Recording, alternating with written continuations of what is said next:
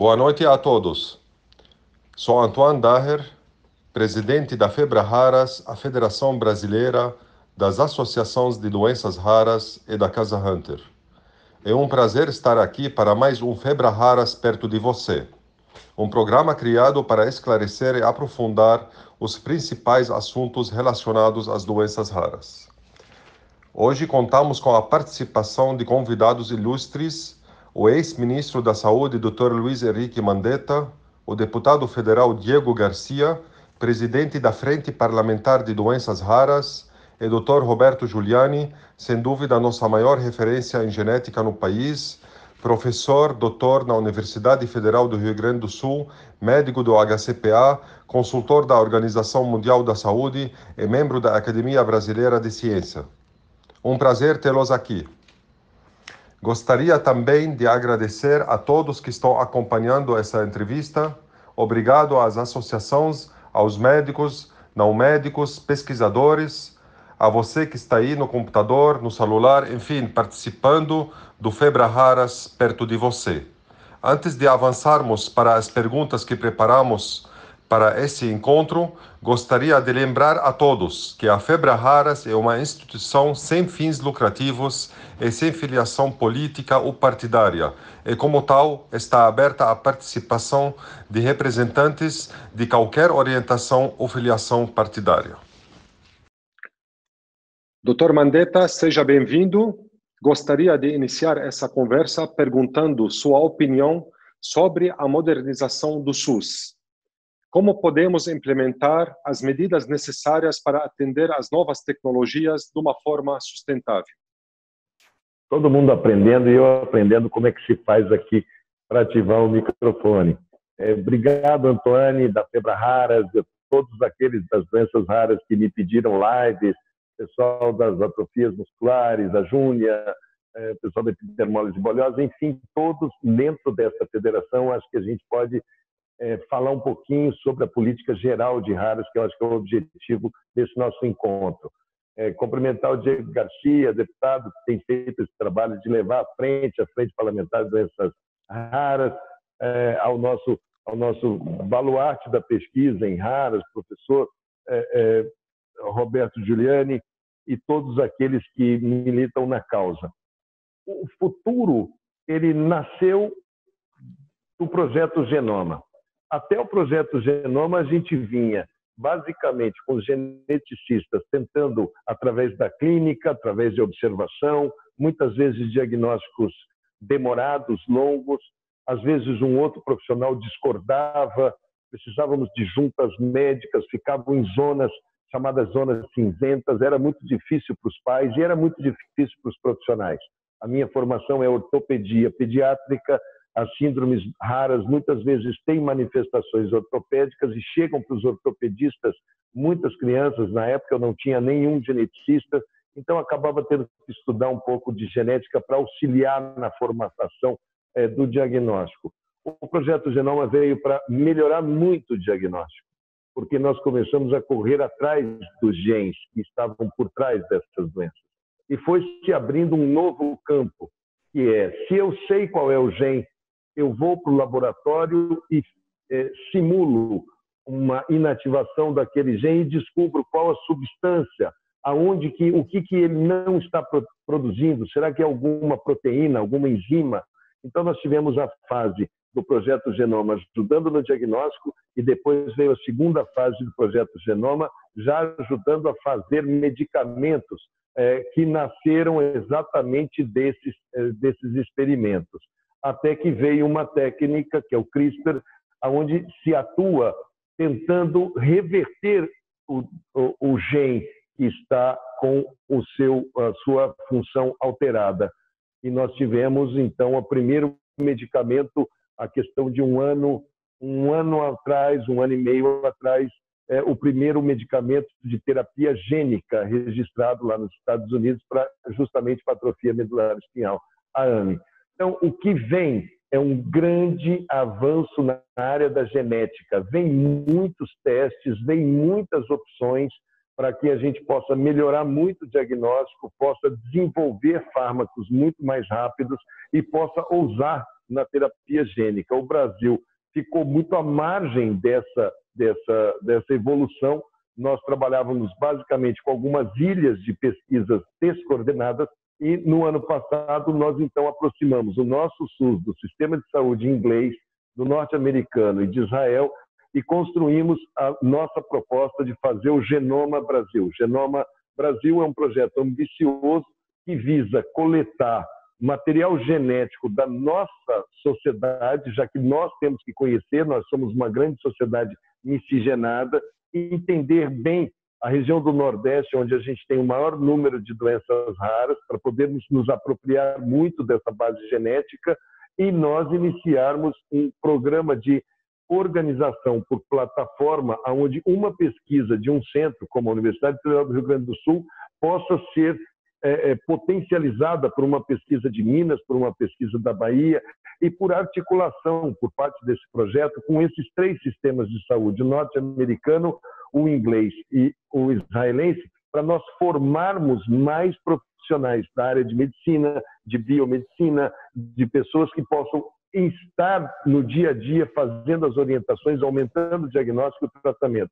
Eu acho que o que vem pela frente, a modernização do SUS, no que diz respeito a raras, é o Genoma Brasil, que nós iríamos lançar com uma grande reunião com todo mundo quando veio essa questão do corona, e eu acredito que a equipe da Secretaria de Ciência, Tecnologia e Incorporação de Insumos do SUS, chefiado pela Camille, que é a diretora da área, esteja já trabalhando na prática com, não sei como é que a atual condução do Ministério vai divulgar esse trabalho, mas era um trabalho que reservava um recurso X do nosso orçamento durante 10 anos para colocar o Brasil num nível de, pelo menos, acompanhar o desenvolvimento genético do mundo.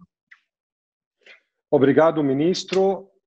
Dr. Roberto, prazer tê-lo entre nós. A partir de sua experiência na rede pública, quais são as dificuldades que os pacientes e os especialistas em doenças raras enfrentam no sistema público de saúde? Tony, em primeiro lugar, queria agradecer o convite de participar dessa live. É uma honra estar aqui contigo, com o ministro Mandetta e o deputado Diego Garcia. E em relação à tua pergunta, realmente é um desafio, né, colocar as doenças raras no sistema público de saúde, mas como o ministro colocou, nós temos assim serviços de excelência, são ilhas, mas são realmente serviços muito bons em alguns lugares do Brasil. Na gestão do ministro se duplicaram os serviços de referência em doenças raras, de 8 para 16, mas 16 ainda é pouco para um país das dimensões do nosso, e tem essa dificuldade que eu coloquei, eles não operam em rede, né? E tem uma questão que eu acho que é bem crítica assim, no sistema público, que é o acesso do paciente que realmente precisa ao serviço adequado. Isso é uma questão que ainda não foi equacionada, e as consultas demoram, o tempo de espera, a multiplicidade de exames que os pacientes requerem é grande, e aí os pacientes têm que voltar várias vezes ao serviço. Então, existe um desafio aí que eu acho que a implementação dos serviços de referência é uma resposta, especialmente se eles passarem a operar em rede. Mas pensando nessas dificuldades, nós estamos construindo aí, junto com a Casa Hunter, né, o Instituto Genética para Todos, esse modelo alternativo da Casa dos Raros, né, que é uma ONG sem fins lucrativos que pretende ter centros em vários lugares do Brasil para dar um atendimento integral ao paciente com doenças raras, tanto no diagnóstico como no tratamento, e muito baseado nisso que o ministro colocou da tecnologia genética, mas também a questão do atendimento pessoal mesmo, de tentar resolver os problemas de cada situação. Então, o Brasil tem ilhas de excelência, precisam ser colocadas em rede, precisamos melhorar a questão do acesso e, quem sabe, explorar essas alternativas como a Casa dos Raros para dar esse atendimento integral ao paciente com doenças raras. Muito obrigado, Dr. Roberto. Boa noite, deputado. Uma honra contar com sua participação.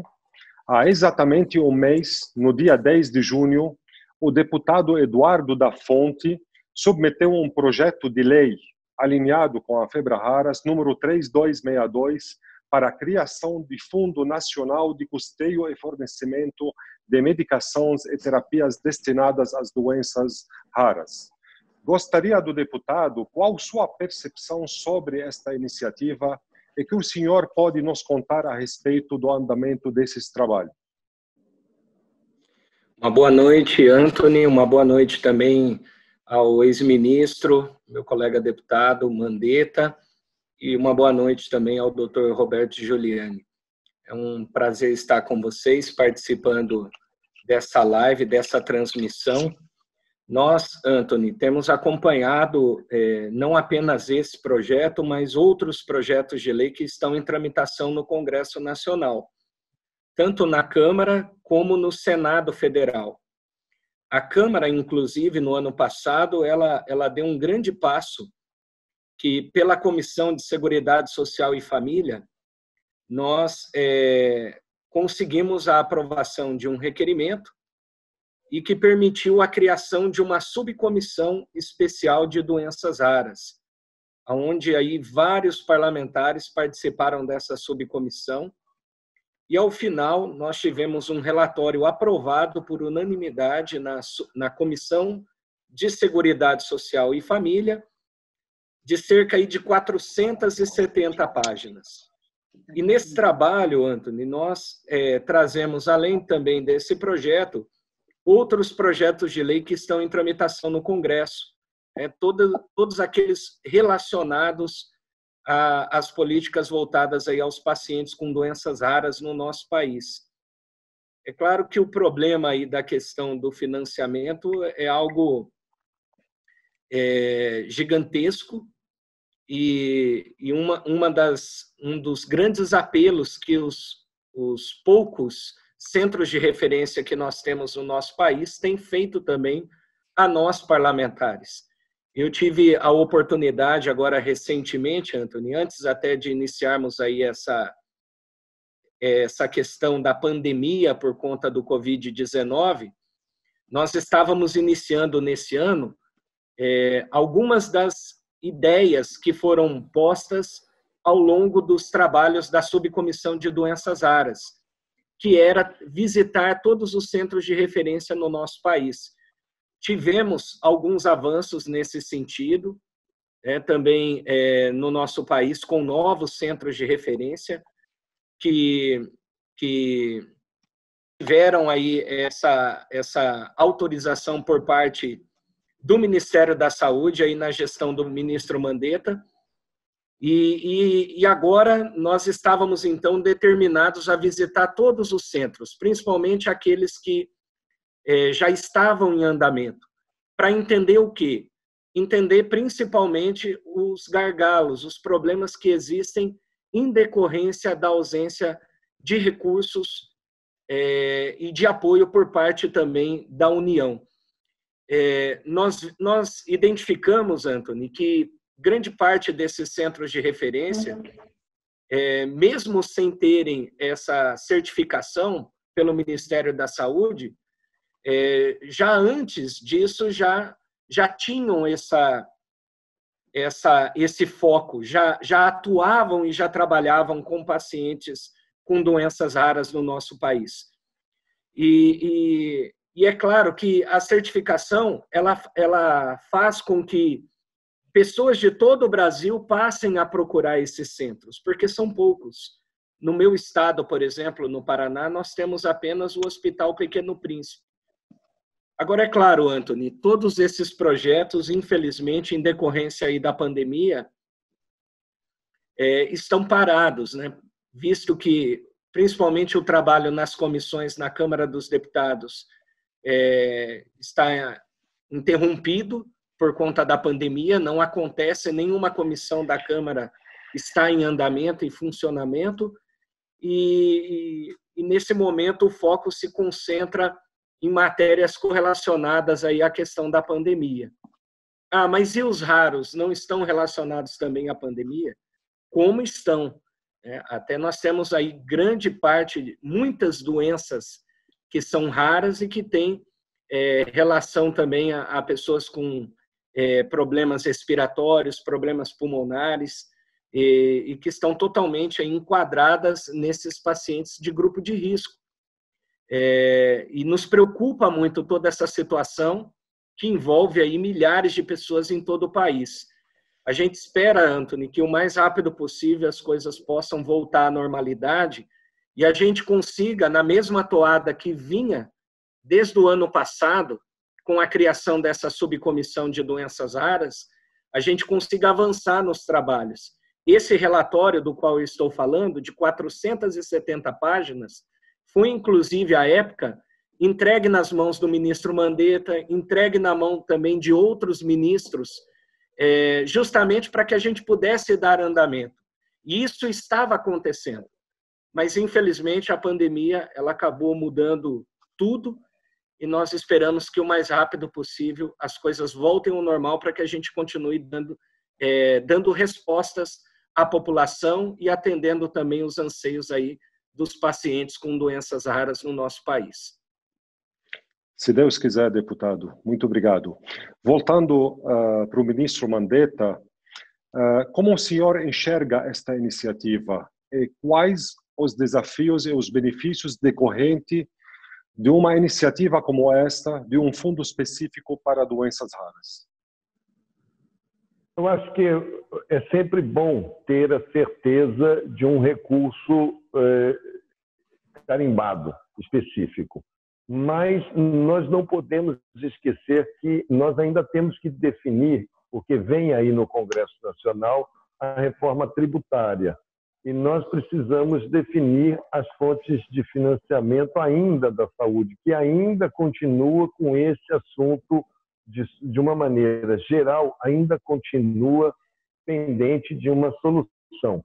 A gente já passou pela época da CPMF, que foi utilizada para outros fins em vários governos, depois nós viemos com a emenda condicional 29, regulamentação da emenda, a União nunca quis colocar a sua parte, depois veio a PEC do teto dos gastos, que tinha que ser feita, eu votei favorável, porque o Brasil estava completamente roto financeiramente, mas todo o Congresso sabendo que tem que definir um padrão de financiamento para o nosso sistema de saúde.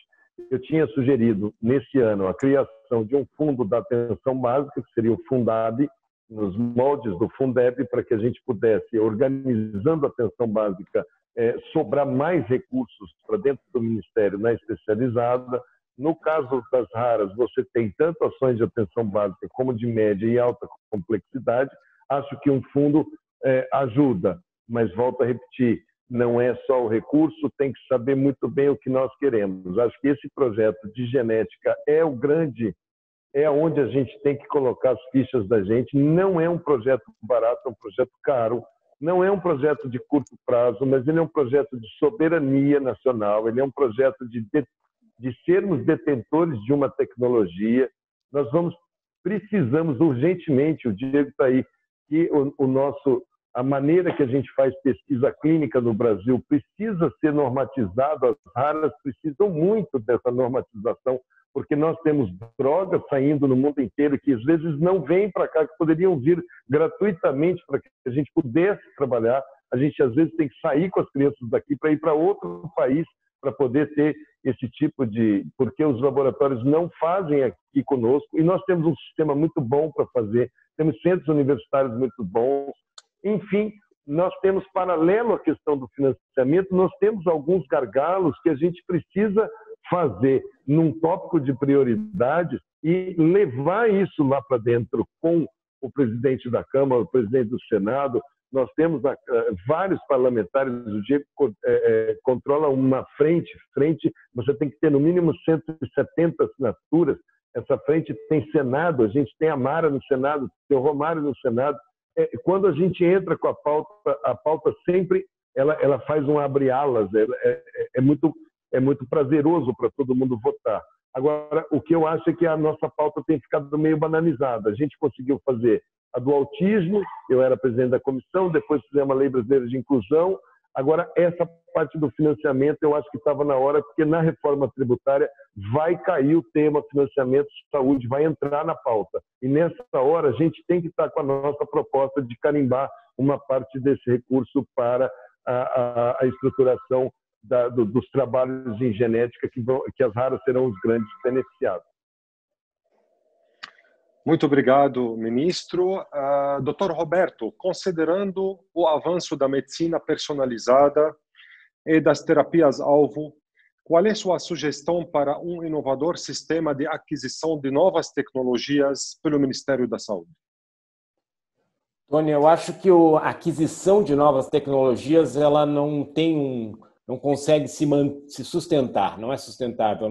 Um país como o Brasil precisa, como o ministro colocou agora, a gente precisa investir em desenvolvimento, em pesquisa, e para que nós possamos ser no futuro autossuficientes, ou pelo menos próximo disso, sermos produtores de tecnologia. Então, nós temos que olhar para frente, olhar para daqui 10, 20 anos. Eu lembro muito bem da uma reunião que o ministro organizou na Fiocruz, que ele chamou os geneticistas brasileiros para escutar quais eram os gargalos mesmo, e a partir daí partiu para organizar esse projeto Genoma Brasil, mas assim, há muitas coisas a se fazer, mas acho que o Brasil tinha que realmente olhar e investir em pesquisa, pensando daqui 10, 20 anos em se tornar realmente um autossuficiente ou produzir suas tecnologias, porque nós ficamos adquirindo essas tecnologias caríssimas, realmente não é sustentável no Brasil. Então, acho que esse é o caminho. No Hospital de Clínicas de Porto Alegre, nós temos um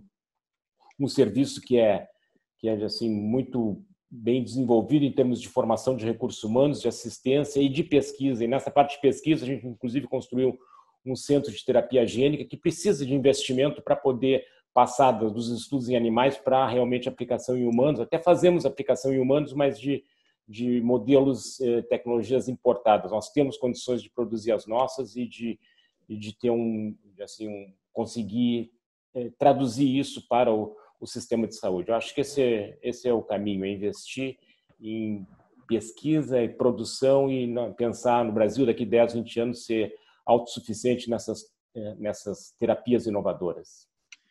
É bem lembrado, Dr. Roberto. Aliás, a Casa dos Raros está à frente de duas terapias gênicas, né, junto com o HCPA, né, e que podem trazer benefícios enormes para o próprio governo, para a sociedade, porque um país acima de 200 milhões de pessoas não pode somente ficar importando tecnologias, ele tem que ter próprios patentes, ou tem que fazer também parcerias com a indústria grande para poder ter as tecnologias de uma forma acessível e de uma forma democrática para toda a população.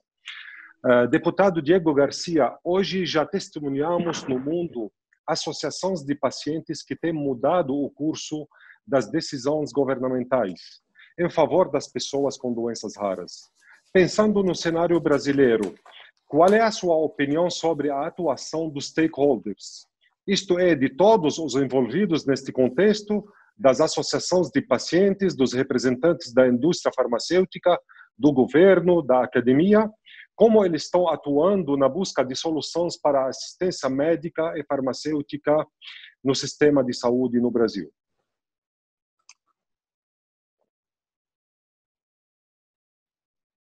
Bom, Anthony, primeiro dizer que hoje, se eu presido a Frente Parlamentar de Doenças Raras na Câmara, se deve a uma dessas associações, que graças a um evento que realizava no ano aí de 2015, me desculpe, no meu primeiro ano de mandato como deputado federal, eu participei desse evento a convite e nunca tinha ouvido falar sobre doenças raras.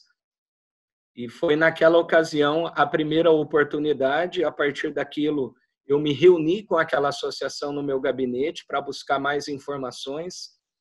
Gravei um vídeo com eles e postei nas minhas redes sociais, achando que nada iria acontecer. Só que, a partir daquilo, eu descobri que um vizinho da cidade onde eu morava, ele era paciente com doença rara, e estava desesperado porque não tinha orientação médica, não sabia quem procurar. Ele já tinha o diagnóstico, mas estava totalmente perdido. E nós, naquele momento, então, buscamos, através daquela associação, conseguimos ajudar aquela pessoa no Paraná. E, a partir disso, eu nunca mais parei. e foram surgindo outros casos, até que nós lançamos, em 2016, relançamos, né? Porque, como o ministro Mandetta colocou, a Frente Parlamentar já existia. E nós relançamos a Frente Parlamentar de Doenças Raras na Câmara, e hoje o trabalho que as associações fazem em conjunto conosco é gigantesco, tanto na parte de dando informações sobre pacientes que estão espalhados em todo o território nacional.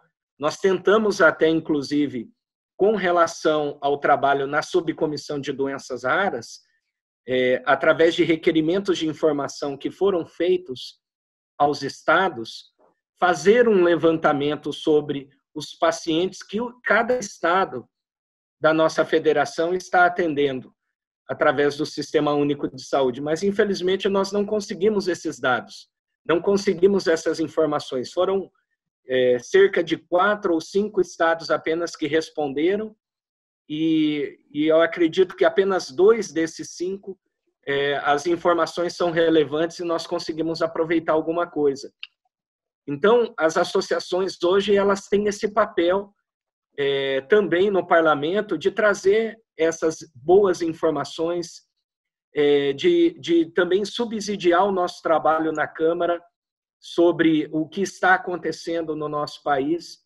Eu tive um caso recente agora, na minha visita, inclusive, ao Hospital Albert Sabin, em Fortaleza, no Ceará, a oportunidade de conhecer uma família que tem 3 filhos com a mesma doença, que é a mucopolissacaridose. E os 2 primeiros filhos tiveram um diagnóstico tardio, mas o último filho teve um diagnóstico intrauterino. E foi interessante ouvir ali daquela família e ver com os próprios olhos que, graças a esse diagnóstico precoce, há hoje diferenças gigantescas entre essas crianças, tanto na questão do desenvolvimento, mas nós também identificamos, a partir dessa conversa, problemas. Quais? Por exemplo, que devido ao atraso de acesso às medicações a esses pacientes, essa criança que foi diagnosticada de forma precoce, hoje já possui algumas sequelas. Então, nós poderíamos, talvez, afirmar, em um caso como esse, que se a medicação estivesse chegando de forma correta a esse paciente, isso, de fato, poderia resultar em uma melhor qualidade de vida a esse mesmo paciente no dia de hoje. Mas a própria doutora que nos acompanhava afirmava naquela ocasião que nós não conseguimos afirmar hoje isso devido aos atrasos que ocorreram já ao longo da vida dessa criança, e por isso você já consegue aí ver algumas sequelas em decorrência disso. Então, são essas associações, Anthony, que nos dão esse suporte, que subsidiam também o nosso trabalho, que me procuram pelas redes sociais. A cada nova ação, a cada novo passo, Anthony, nosso, na Câmara dos Deputados, nas ações junto ao Poder Executivo, nós descobrimos novas associações, novos pacientes, e é lindo de ver e até emocionante, Anthony, porque praticamente em todos os eventos que nós realizamos na Câmara dos Deputados, essas associações fazem ali as suas vaquinhas, se organizam e mandam os seus representantes para a Câmara dos Deputados. Então, são associações que, mesmo com todas as dificuldades do mundo, estão presentes, participam do trabalho legislativo e são fundamentais no que diz respeito a nos subsidiarem aí com informações. É claro que nós temos muitas coisas a avançar e nós esperamos que haja sintonia, tanto por parte do Poder Executivo, do Poder Legislativo, em conjunto com essas pessoas que estão lá na ponta e que, de fato, vivem o dia a dia, o sofrimento que esses pacientes com doenças raras passam e têm no nosso país. Então, elas são fundamentais, fazem um trabalho extraordinário. Eu só tenho que parabenizar a todas as associações já constituídas aí no nosso país. Obrigado, deputado. É importante ressaltar que o diagnóstico precoce é fundamental, especialmente quando existe tratamento para aquela doença. Por isso, nosso pedido ao deputado, a todos envolvidos na causa, que seja estabelecido um protocolo até na Conitec para ter obrigatoriedade de incluir, né, o diagnóstico precoce em qualquer incorporação do medicamento para uma doença. Pelo menos as doenças tratáveis, nós precisamos de ter o diagnóstico precoce. Falando da terapia gênica, que hoje é uma realidade. Nós estamos fazendo aqui terapia gênica para MPS2, que a Casa Hunter, junto com o professor Roberto Giuliani, trouxe. E o caso dessa pessoa, por exemplo, se tem MPS2, é feito o diagnóstico intrauterino, com a terapia gênica, você consegue aplicar na hora de nascer. Esse paciente ou essa criança vai se desenvolver normalmente, vai ter uma vida normal, igual qualquer outra criança. Então, isso não tem preço. Por isso, é fundamental, na hora de incorporação de qualquer medicamento, incorporar o diagnóstico também junto. Não posso falar de teste do pezinho, porque não é todos os diagnósticos feitos através do teste do pezinho. Então, precisa incorporar o diagnóstico, independente que seja, para a gente evitar que o SUS sangra, porque o SUS sangra com falta de diagnóstico. 30% de que têm doenças genéticas morrem antes de 5 anos de idade. Só que não morrem brincando em casa, morrem no leito do SUS. Morrem, às vezes, depois de 20 cirurgias, tratando a consequência sem saber da causa. Por isso, nós temos que ser um pouco proativos, né? Não é só esperar ser demandados, né? A gente tem que buscar essas soluções.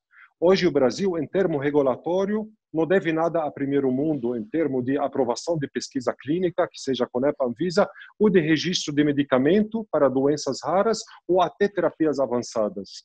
Que falta ainda o espaço de tempo que a gente corre entre aprovação de medicamento de registro na Anvisa até CEMED e depois a incorporação desse medicamento. Aí a gente cai no mal necessário, que às vezes somente a judicialização que salva a vida desses pacientes. Muito obrigado. Agora passo para o Dr. Mandetta. Essa é uma pergunta, Dr. Mandetta, curta, mas de alta complexidade. Qual é sua avaliação quanto ao atual modelo de financiamento de medicamentos para o SUS? Olha, o Brasil compra, nós somos o entre o quarto e o terceiro, ele oscila um pouco, o maior comprador de medicamentos para a sua população no mundo. O Brasil compra, quando se compara de uma maneira geral a precificação mundial, o Brasil compra relativamente bem. Poderia comprar melhor algumas coisas, mas relativamente bem. Mas ainda muito distante da velocidade com que os medicamentos chegam e a velocidade com que a vida chama, que era essa fala do Antoniano anterior ao que eu estou dizendo aqui.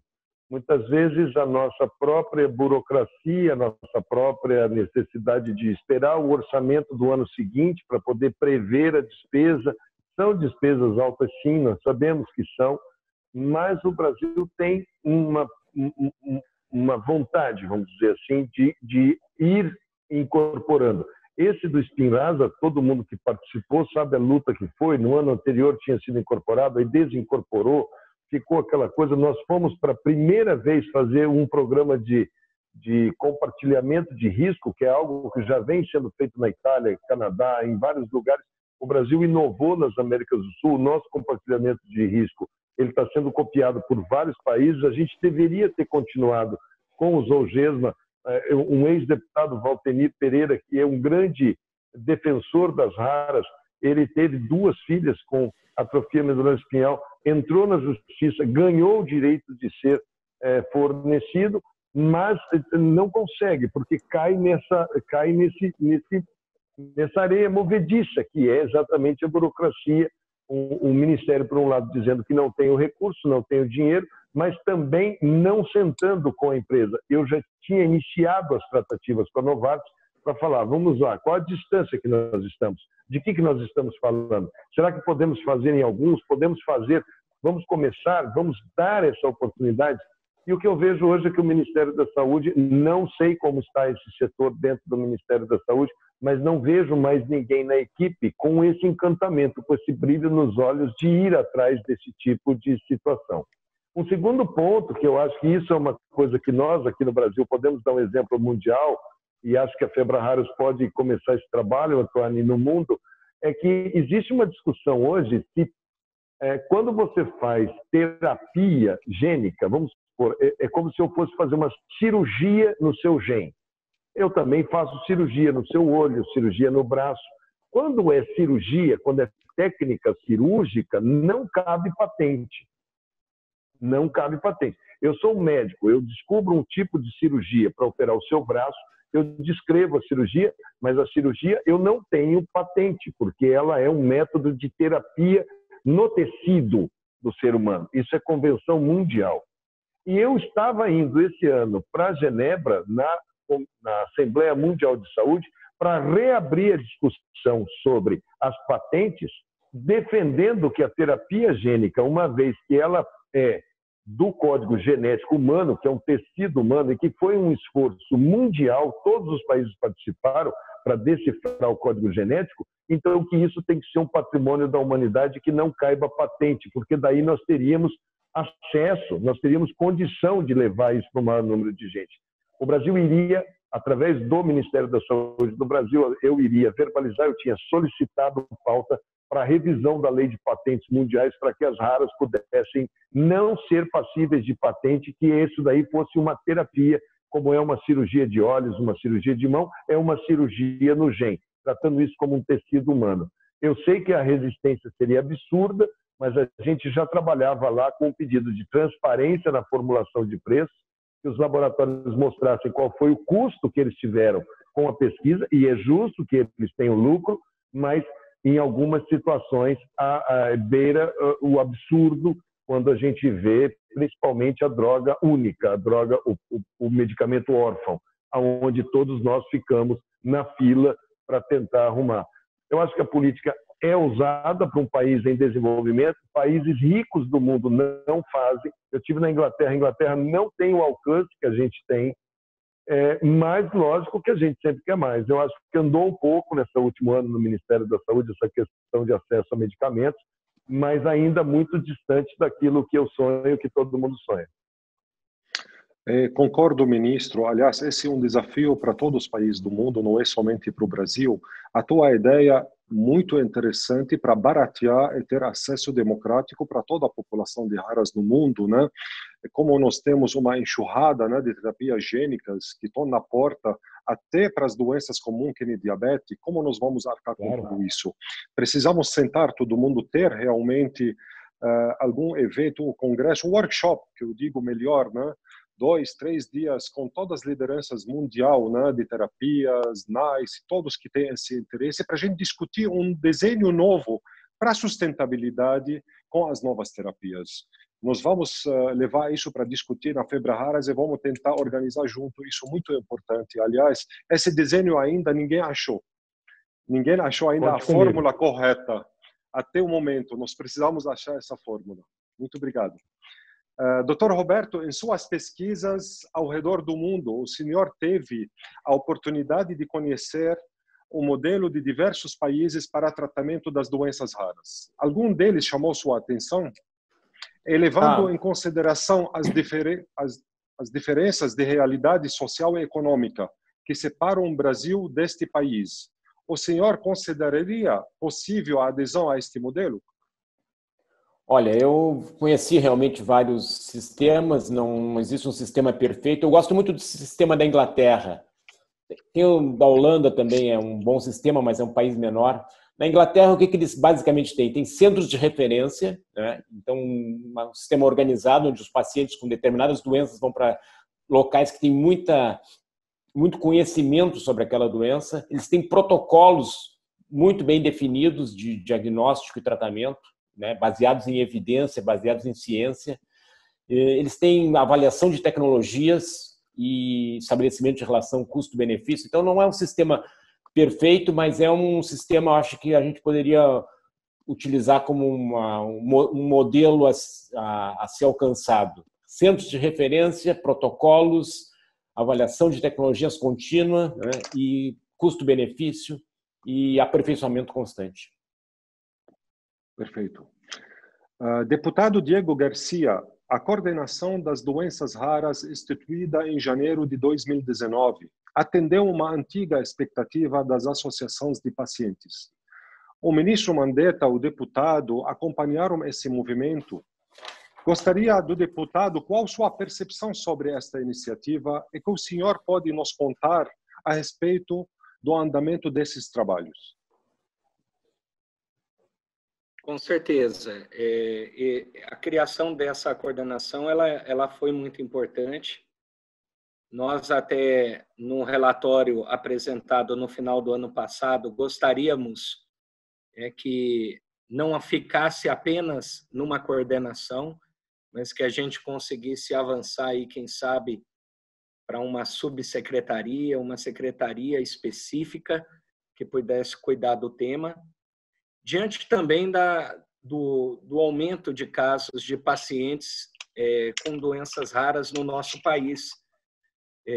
Nós trazemos aí em dados, Antony, dados que foram ainda fornecidos, ainda na gestão do próprio ministro Mandetta, informações relevantes à população no sentido de mostrar que o Brasil, nós não temos ainda como afirmar isso, mas o Brasil caminha para uma taxa de mortalidade de crianças na mesma direção daquilo que é hoje, daquilo que acontece hoje, por exemplo, nos Estados Unidos, aonde as crianças com as doenças passíveis de tratamento, de cura, por conta do avanço da ciência, da medicação, está diminuindo a taxa de mortalidade, diminui essa curva, ela diminui ano após ano no nosso país, mas, ao mesmo tempo, a curva, quando se diz respeito às crianças que nascem com má formação, em decorrência justamente dos problemas, em decorrência desses problemas genéticos que essas crianças têm, ela aumenta ano após ano no nosso país. Ela não diminuiu, ela continua aumentando. Então, e tudo isso mostra o quê? Mostra que nós precisamos avançar nas políticas públicas para enfrentar esse problema no nosso país. E como que nós vamos avançar nisso?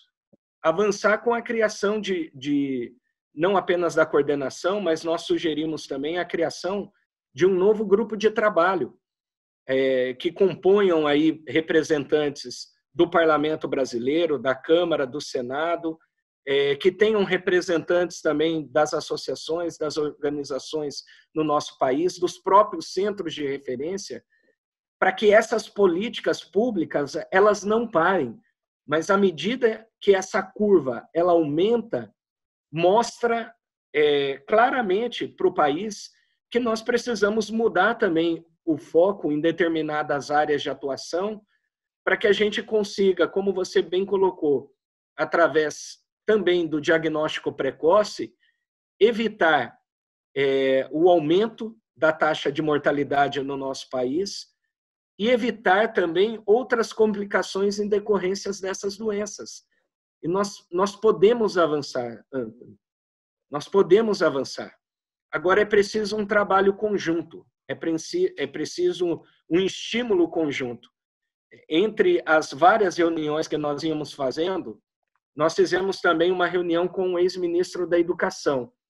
E, é claro, todo esse trabalho, Antony, nós agora aguardamos aí as definições por parte do governo para que a gente também consiga retomar, né? É preciso a gente ter um pouco mais também de segurança por parte do governo federal no que diz respeito às ações dentro do Ministério da Saúde, dentro do Ministério da Educação, para que a gente consiga avançar. Mas nós sugerimos ao ex-ministro da Educação, por exemplo, e apresentamos a ele o nosso relatório também da Subcomissão de Doenças Raras, porque é algo que nos preocupa muito, o número baixo que nós temos hoje, por exemplo, de geneticistas no nosso país. Segundo os dados que nós trazemos no relatório, fornecidos aí pela própria classe médica, nós temos aí pouco mais de 300 geneticistas no nosso país.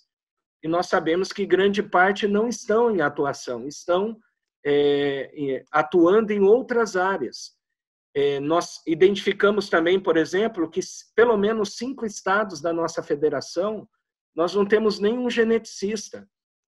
Então, isso faz com que aquilo que é muito presente praticamente na vida dos pacientes aí com doenças raras se repita praticamente sempre a mesma fala. As doenças são muitas, mas a história, o histórico é quase sempre o mesmo. As pessoas demoram anos, em muitos casos, para conseguir ter um diagnóstico, fechar um diagnóstico, né? E muitas vezes, quando consegue, o estado clínico desse paciente está muito debilitado e praticamente irreversível. Então, nós temos muito que avançar. E como nós vamos avançar? Abrindo os olhos da população, das nossas autoridades, dos nossos gestores, apresentando o que está acontecendo, falando de doenças raras, porque o que aconteceu comigo, Antônio, em 2015, de ser um deputado federal eleito e que nunca tinha ouvido falar sobre doença rara, pode ter certeza que eu não sou o único. Tá? Com certeza, muitas outras autoridades no nosso país, prefeitos, vereadores, deputados, ainda não ouviram falar sobre essa temática. Eu presenciei isso, Antônio, na visita que eu fiz em Fortaleza, no estado do Ceará. Porque naquela ocasião, o que eu fiz? Eu fiz um convite a todos os senadores e deputados para que me acompanhassem naquela visita. E foi interessante ver o relato de alguns que nunca tinham ouvido falar sobre o tema, que nunca tinham ouvido falar sobre o assunto, né? Então, foi muito importante a presença dos parlamentares naquele momento, naquele encontro, ali no Hospital Albert Sabin, em Fortaleza, no Ceará. E nós queremos provocar isso para que aconteça em outros estados também da federação e aumentar cada vez mais esse movimento no sentido de, gerando informação, tendo essa cooperação de todos, a gente consiga avançar nas políticas públicas voltadas aos pacientes com doenças raras. Muito bem, deputado, muito obrigado. Já se aproximando do término deste encontro, gostaria de colocar nossas últimas perguntas para os convidados de hoje. Enfrentamos hoje uma pandemia com reflexos pesados na economia. Considerando os danos já causados por essa crise, na opinião dos senhores, qual deveria ser a estratégia dos Ministérios da Economia e da Saúde para garantir que os tratamentos em curso não sejam interrompidos e que os medicamentos já incorporados sejam adquiridos dentro dos prazos legais? Gostaria de escutar primeiro a opinião do Dr. Mandetta. Bom, primeiro que a gente tivesse um ministro da Saúde nomeado. Nós já estamos aí com 60 dias sem ministro. Então, um interino. Depois a gente está com praticamente todo o segundo escalão e o terceiro escalão do Ministério militarizado, que não tem um histórico de participação nesse tipo de rodas de conversa, nesse tipo de tema, que é um tema de cidadania, que é um tema de SUS, que é um tema da sociedade, que é um tema que atravessa a fronteira de qualquer coisa partidária, ele é suprapartidário, ele é de interesse de todas as famílias brasileiras, que eles, de alguma maneira, nós precisamos acordá-los para que eles saibam que nós existimos. Eu acho que está fazendo falta realmente a volta do Congresso na sua atividade normal, para poder ter uma convocação, poder ter uma chamada, poder ter uma audiência pública e ver quem é o responsável nesse governo pela condução e a manutenção das coisas. E também há necessidade de começar a discutir o impacto do coronavírus na saúde daquilo que não foi feito nos últimos 90 dias. Nós não fizemos biópsia, nós não fizemos consultas, nós não tivemos o andamento normal. Então, nós temos uma demanda reprimida para trás, que provavelmente vai atingir também as raras nas cirurgias que estavam propostas, na remarcação das cirurgias, na consulta com os especialistas, na readequação de doses de medicamento que foram simplesmente rompidas. E a gente não está vendo uma discussão de qual vai ser a nossa estratégia dentro do SUS para dar vazão. Ou será que nós vamos colocar essas crianças que já têm limitações de tempo concorrendo com todas aquelas outras demandas que estão agora reprimidas?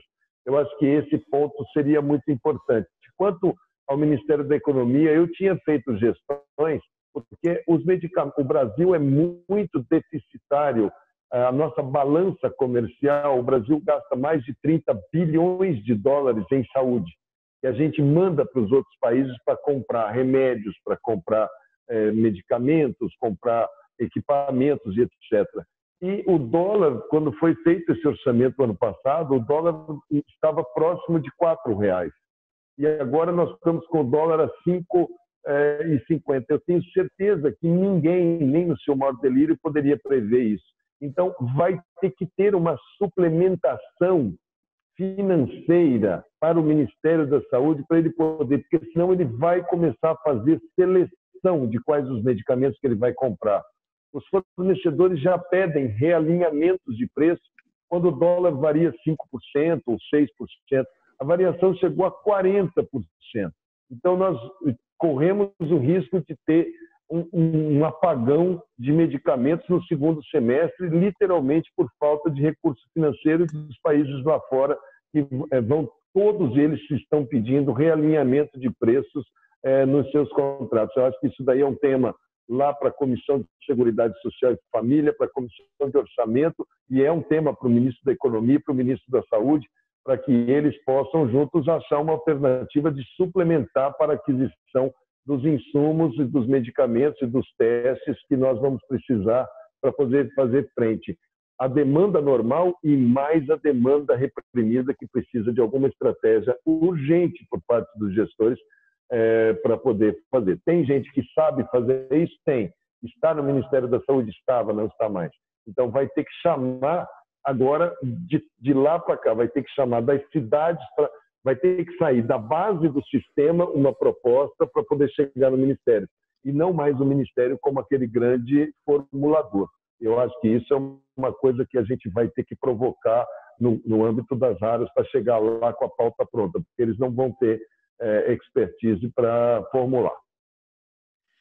Muito obrigado, ministro. É essa a preocupação grande de toda a comunidade de pacientes com doenças raras, para não ter atraso de entrega de medicamento, porque pode levar à morte em tempo rápido, infelizmente. Deputado Diego Garcia, qual é a sua opinião sobre esse tema?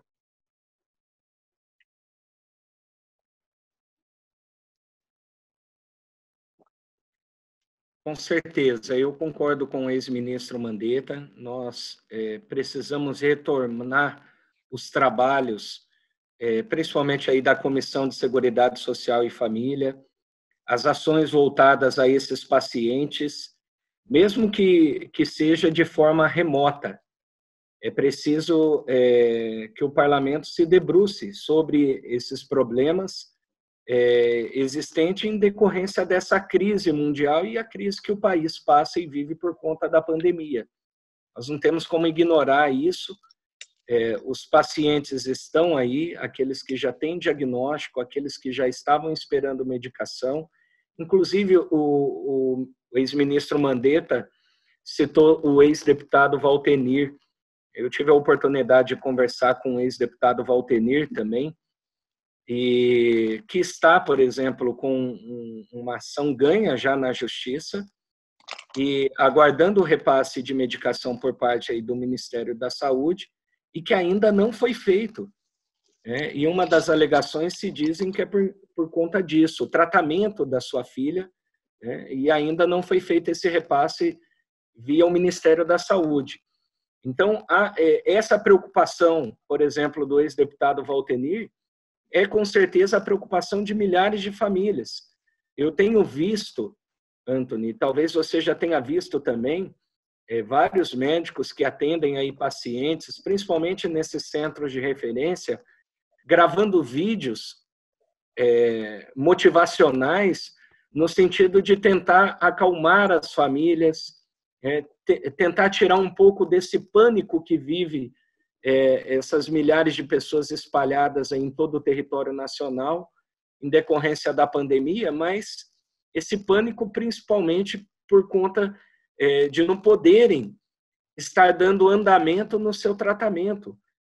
Então, nós precisamos buscar algumas medidas emergenciais em que a gente consiga alcançar esses pacientes já identificados no nosso país e, com segurança, levar a medicação, levar o tratamento a esses pacientes.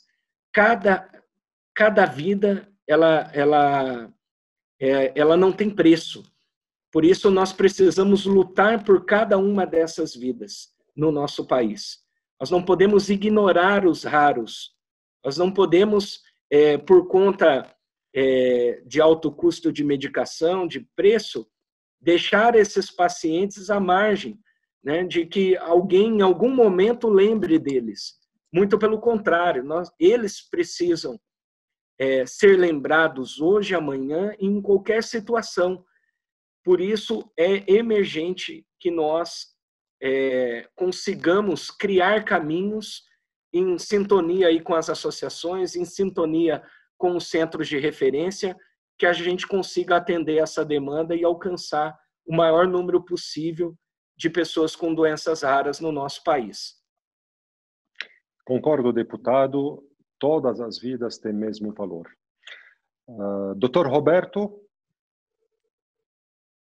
Tony, esse é um desafio muito grande, manter o atendimento adequado nesse período, né, tão atípico, e acho que está sendo feito um esforço enorme para se manter os exames, se manter o atendimento de alguma maneira. O nosso serviço de genética médica lá no Hospital de Clínicas de Porto Alegre está fazendo teleconsultas aí para, pelo menos, manter o contato com os pacientes, dar uma orientação mais básica, mas realmente uma dificuldade muito grande de ter os exames realizados, de ter o paciente tem que vir para o hospital para fazer uma radiografia ou para fazer um exame, um teste pulmonar. Isso é difícil, tem que muitas vezes viajar também, a logística de viagem está complicada. Então é um período assim que todos estamos nos esforçando, e o grupo de geneticistas médicos do Brasil está realmente engajado nesse esforço de tentar manter esse atendimento mais próximo do normal possível, mas é difícil.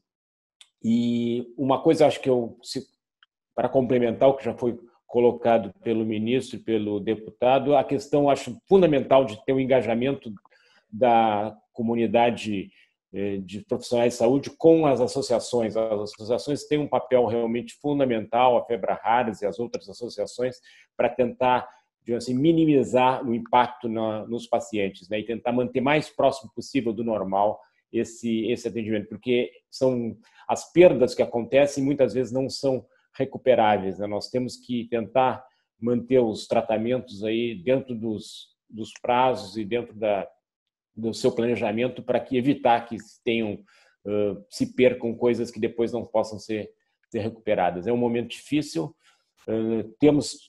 estamos fazendo um esforço muito grande, mas acho que esse engajamento da comunidade de profissionais de saúde com as associações pode ser uma alternativa para minimizar esse impacto.